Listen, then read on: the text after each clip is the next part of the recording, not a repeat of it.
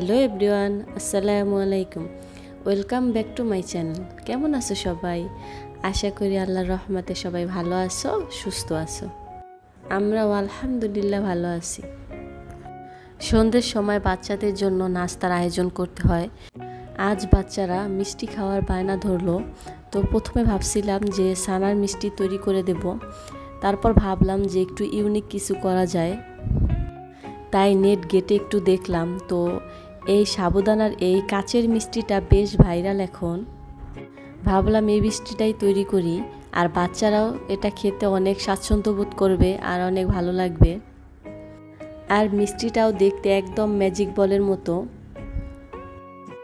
তাই আমি প্রথমেই 1 কাপ সাবুদানা আর সেম কাপেরই 1 কাপ পানি দিয়ে ভিজিয়ে রেখেছিলাম 10 থেকে 15 মিনিটের জন্য। তারপর কিছুক্ষণ বাচ্চাদের সাথে একটু দুষ্টামি করলাম, আর সবাই টিভি দেখছে, মোবাইল দেখছে। জাস্ট রোজাই নাই হাঁটাহাঁটি করছিল, তো ওর সাথে একটু দুষ্টামি করে আবার চলে আসলাম কাজে। এখানে দেখতে পাচ্ছ সাবুদানাটা খুব সুন্দরভাবে সফট হয়ে গেছে। এখানে আমি জাস্ট 2 চামচ চিনি আর 1 চিমটি লবণ দিয়ে দেব। যারা মিষ্টি খাবারে লবণ খাও না তারা স্কিপ করতে পারো, সমস্যা নেই। ডোটা তৈরি করার পরে আমার মনে হচ্ছিল যে একটু পাতলা হয়ে গেছে, তাই আমি শুকনা কিছুটা সাবু ব্লেন্ড করে দেন এটার সাথে মিক্স করে নিয়েছি। এখন ডোটা অনেকটাই হার্ড হয়েছে, আর মিষ্টিগুলো খুব সুন্দরভাবে বানানো যাবে। তোমরাও এই আইডিয়াটা কাজে লাগাতে পারো যদি ডোটা নরম হয়ে যায়।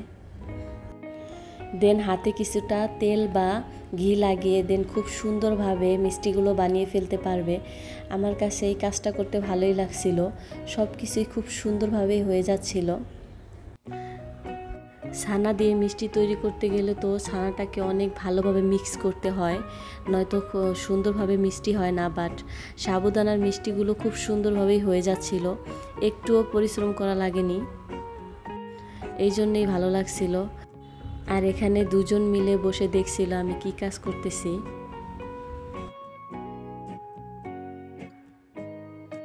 এখানে আমি আগেই অনেকগুলো দুধ নামিয়ে দেন জাল করে ঘন করে নিয়েছি। এই মিষ্টিটা বানানোর জন্য দুধ অনেকক্ষণ জাল না করলেও হবে, বাট আমি কিন্তু অনেকক্ষণ জাল করে দুধটা প্রায় লাল করে নিয়েছি। বিকজ ভাবছিলাম খাবো, যেহেতু একটু সুন্দর করেই খাবো।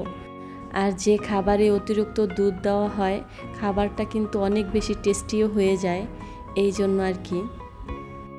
দুধের মধ্যে একে একে সব মিষ্টিগুলো দিয়ে দেন কিছুটা নাড়াচাড়া দিয়ে দিয়েছি যে একটার সাথে একটা লেগে না যায়।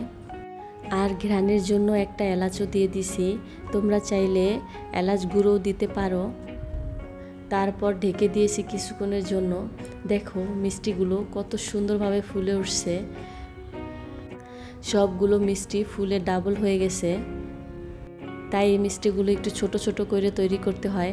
আমি যতটা ছোট করছি তার থেকে আরও ছোট করলে আরও ভালো। এই যে আমি চুলা থেকে নামিয়ে নিয়েছি, যতটুকু ঘনত্ব রাখা দরকার ততটুকুই রেখেছি। দুধটা যেহেতু ঘন হয়ে লাল হয়ে গেছিল, তো মিষ্টির কালারটাও কিছুটা চেঞ্জ হয়েছে। তবে দেখতে কিন্তু অনেকটা ইয়ামি লাগছে, আর দেখার কথা কি বলবো, খেতেও কিন্তু অনেক বেশি মজা হয়েছে। এত সফট আর টেনিস বলের মতো স্পঞ্জ করছিল, ভালোই লাগছিল। কিন্তু দেখো কতটা তুলতুলে আর নরম হয়েছে।